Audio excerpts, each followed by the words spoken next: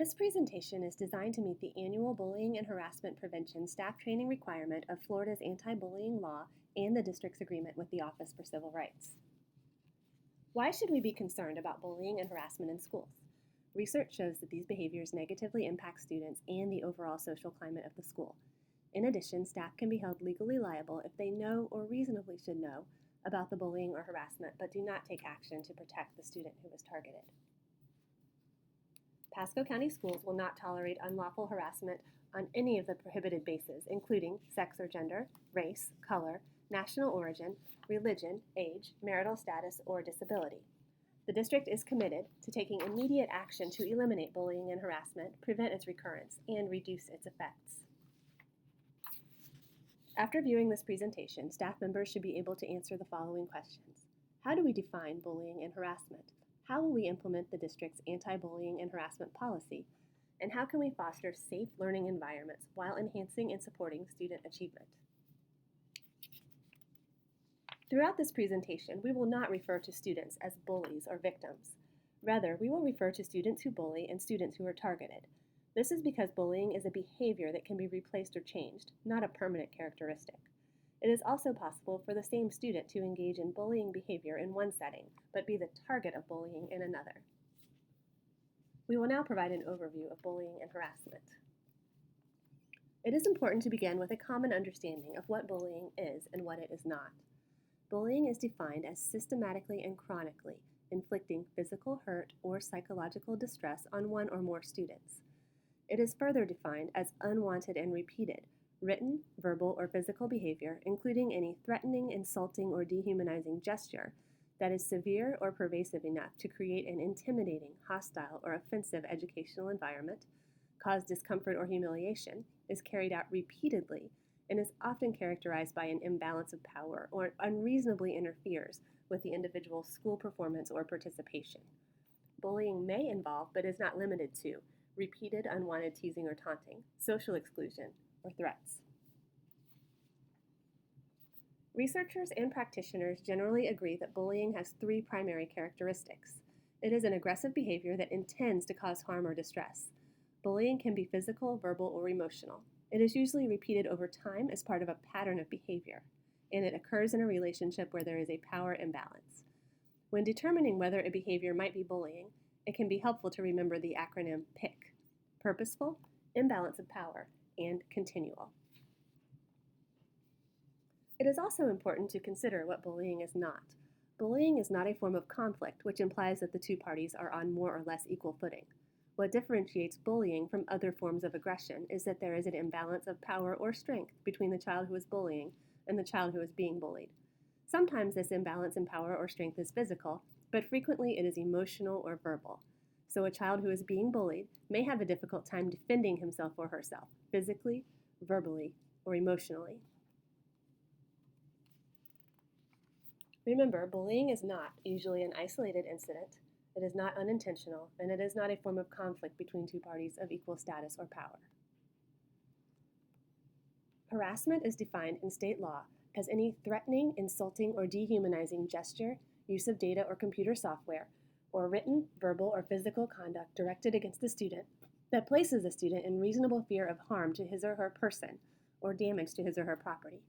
Harassment is usually based on a protected status, such as race, color, sex or gender stereotypes, religion, national origin, marital status, or age.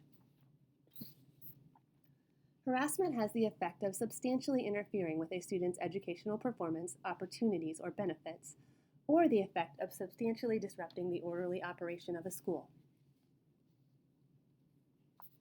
Aggressive behaviors, such as conflict, teasing, or inappropriate comments, may not constitute bullying or harassment, but could turn into bullying or harassment if no steps are taken to resolve the issue. Bullying and harassment may include verbal, social or relational, physical, and online behavior. State law defines cyberbullying as the use of the internet, cell phones, and related technologies to hurt, harass, or embarrass another person in a deliberate, repeated, and hostile manner, including behaviors such as creating a false online identity to trick another person into revealing information, impersonating someone using a false social networking page, spreading lies or rumors about someone by text message or over the internet, sending hurtful or threatening text messages, or posting online any embarrassing pictures of people without their consent. In a recent national survey, approximately 90% of students who identified as lesbian, gay, bisexual, or transgender reported that they experienced bullying or harassment at school. Many of these students indicated that they did not report the harassment to adults because they did not feel that adults would address the behavior. If students are harassed because of their sexual orientation, gender identity, or gender expression, the harassment is typically based on their lack of conformity to traditional gender stereotypes. This is sex-based harassment and a violation of the student's civil rights. We are obligated to help students in these situations. Students who are being bullied may demonstrate the following indicators: physical signs like torn, damaged, or soiled clothing, unexplained cuts, bruises, and scratches, missing or damaged personal items like books or homework without a credible explanation, social isolation, truancy or frequent claims of physical ailments in order to be allowed to go home or miss school, and declining school performance. How does bullying differ from rough play, which is very common among children, and from fighting?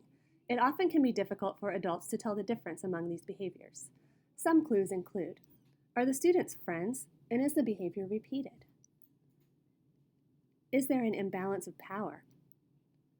Is there an intent on the part of one or more of the children to cause harm to another?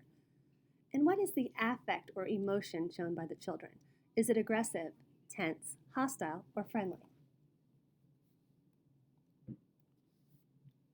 Bullying is a form of victimization or peer abuse and shares some characteristics, such as the repetitive nature and power imbalance with other forms of victimization, such as domestic violence and child abuse.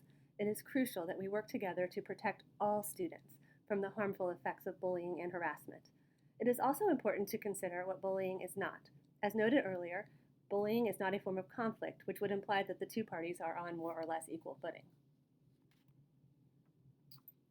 We will now provide an overview of legal issues and liability related to bullying and harassment in schools.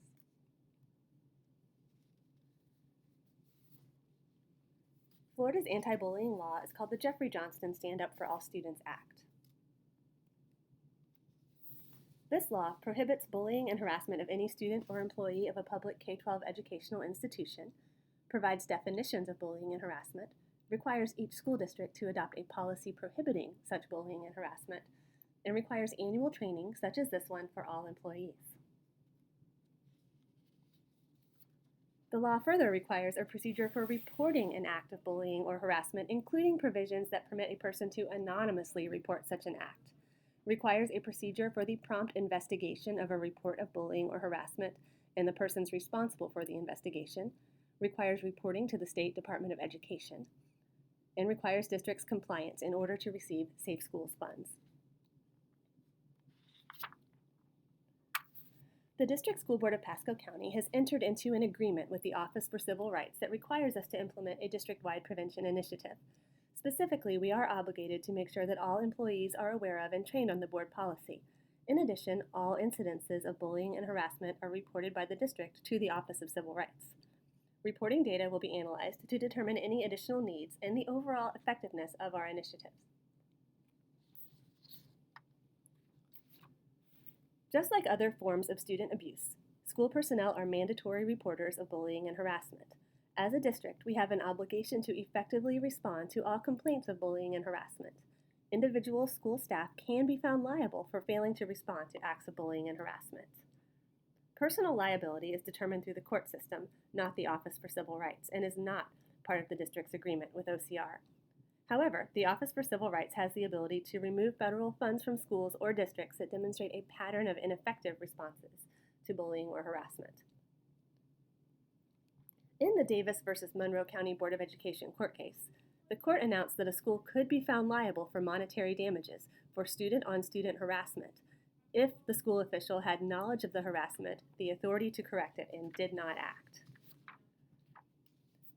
As a result of the Gebser v. Lago Vista court case, school staff are now held responsible for what they should have been aware of, specifically, incidences of bullying and harassment that are overt and public, even if they are not formally reported by the student.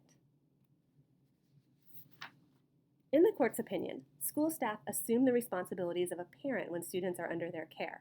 As such, they have an obligation to ensure that students can attend classes without fear of physical or emotional abuse. School staff who ignore, fail to respond, or knowingly respond ineffectively can be held personally responsible for physical or mental distress that occurs. We have an obligation both morally and legally to effectively respond to all harassing and bullying behaviors, and we are committed to providing every student with a safe educational environment. Just like adults, students may not be discriminated against. All students must have the same access to educational programs, services, and activities, and reasonable accommodations must be provided to students with identified disabilities. For additional information or to report any suspected violations of this equity policy, please contact Sandy May, Title IX Coordinator, Equity Manager, at 813-794-2679 or smay@pasco.k12.fl.us. We will now review the impact of bullying and harassment on students. Children who bully are also more likely to engage in other antisocial, violent, or troubling behaviors, such as getting into frequent fights, being injured in a fight, stealing or vandalizing property, drinking alcohol, smoking, or carrying a weapon. Children who engage in repeated bullying at age 8 are 3 times as likely to be convicted of a crime at age 30. Children who bully are less likely to finish college or locate a good job. And without appropriate interventions, children who bully may maintain their behaviors into adulthood, negatively influencing their ability to develop and maintain positive relationships. Early intervention is critical. Bullying may also affect the climate of the entire school or a segment of the school if it is prevalent. It interferes with student learning, creates a climate of fear and disrespect, and students may even perceive a lack of control or caring on the part of adults. Bullying may seriously affect the psychosocial functioning, academic work, and health of students who are targeted. Being bullied is related to lower self-esteem and higher rates of depression, loneliness, and anxiety. Students who are bullied are more likely to report wanting to avoid attending school and actually have higher absenteeism rates. A recent study found that those students who were most frequently bullied by their peers were also more likely to report disliking school. They also received the lowest grades. These findings suggest that children who avoid attending school may miss out on the benefits of school connectedness and educational advancement. Bullied children also report more depression and anxiety than their non-bullied peers. Students who experience depression and anxiety are more likely to have thoughts of self-harm or suicide. For example, in a study of Australian school children, those who reported being bullied at least once a week were twice as likely as their peers to wish they were dead or admit having recurring ideas of taking their own life. Suicide is a relatively rare event, but a number of cases have been linked in the media to persistent bullying. Finally, recent studies indicate that children who are frequently bullied report a variety of health problems. To return to our question, why focus on bullying? We've discussed how bullying affects the students who are targeted, and we've discussed concern for children who bully, as well as potential personal liability for deliberate indifference. Why else should we be concerned about bullying? One other compelling reason is the effect that bullying may have on bystanders or witnesses to the behavior. Children who observe bullying going on around them may feel afraid, powerless to change the situation, guilty for not acting, diminished empathy for victims over time, or pressured to participate in bullying or harassing behavior. Harassment or bullying of students or staff is an extremely serious violation of the Student Code of Conduct. It can also be a violation of criminal law. The district will not tolerate unlawful bullying and harassment in schools or school campuses, school-sponsored buses, school-related or school-sponsored events, or through the use of data or computer software that is accessed through a computer system, or computer network of the district. The physical location or time of access for a computer-related incident cannot be raised as a defense in any disciplinary action initiated pursuant to this policy.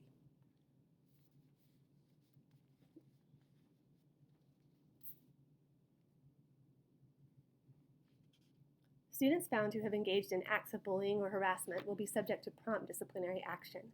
Students, parents, and staff are encouraged to work together to prevent bullying and harassment. We will now review reporting requirements. School personnel are legally mandated to report all bullying and harassment to the principal or designee at their work site. Anyone can report suspected bullying or harassment, and Florida law allows reports to be made anonymously. Anonymous reports may be made via the school district website, www.pasco.k12.fl.us. The principal or designee will investigate all allegations of bullying or harassment to determine if the report is substantiated or unsubstantiated. Students who have been affected by bullying or harassing behavior will be referred for counseling services as appropriate. We will now discuss preventing and intervening in bullying and harassment.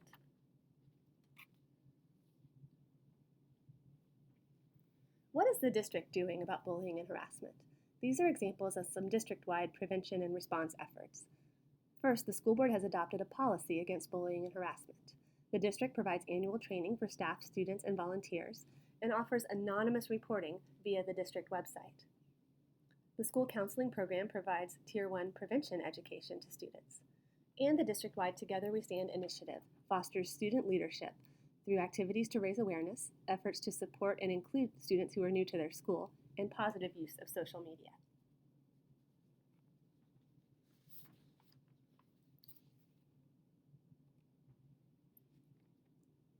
How can schools help all students? First, teach and reinforce the school-wide expectations for positive behavior. Use restorative practices to build positive relationships and community within classrooms. Educate students, parents, and staff about the warning signs, impact, and prevention of bullying, and monitor school-wide data to identify and address specific areas of concern. What about students who are at risk for bullying and harassment? Perhaps they have been involved in a series of conflicts or behaviors that approach bullying and harassment but do not actually meet the definition. Some suggested interventions include training and lessons for small groups of students based on need. However, we would be cautioned to avoid group treatment for students who bully others. Identify problem areas and times of day and increase targeted supervision. Build a stronger web of support for students through mentoring programs, such as check-in and check-out.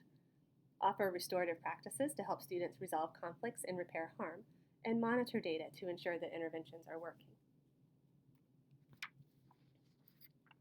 And how can schools help students who have been involved in bullying or harassment? First, apply fair, consistent consequences consistent with the Student Code of Conduct. And remember to reteach the behavioral expectations to ensure students understand what is expected for respectful behavior at school. Communicate regularly with parents so they are informed of actions being taken to assist or protect their child. Provide individual counseling or other supports as needed, and offer restorative practices to help students positively re-engage with the school community. However, it is important that we do not require a student who has been bullied or harassed to engage in conflict resolution or peer mediation with the perpetrator.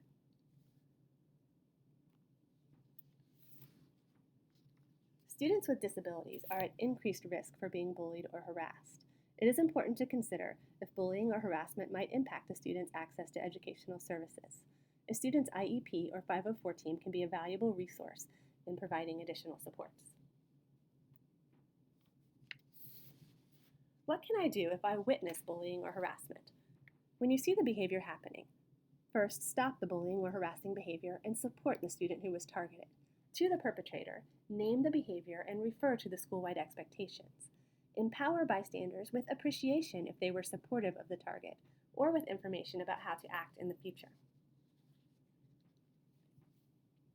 Impose immediate and appropriate consequences for the students who bullied or harassed others, and take steps to make sure the student who was targeted is protected from future bullying or harassment. Immediately report the incident to the school-based administrator.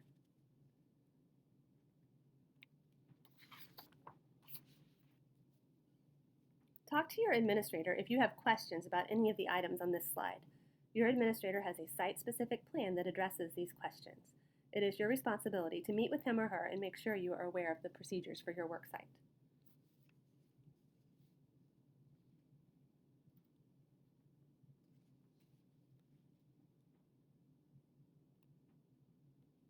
Childhood bullying is a significant problem nationwide. It contributes to absenteeism, mental and physical stress, poor school performance, and poor self-esteem. Pasco County Schools are committed to creating a safe, caring, respectful learning environment for all students and employees together. Please refer to the resources on this slide for additional information about strategies for preventing and responding to bullying in schools. Thank you for your attention to this presentation. Please contact your administrator for instructions on how to verify that you have participated in this annual required training.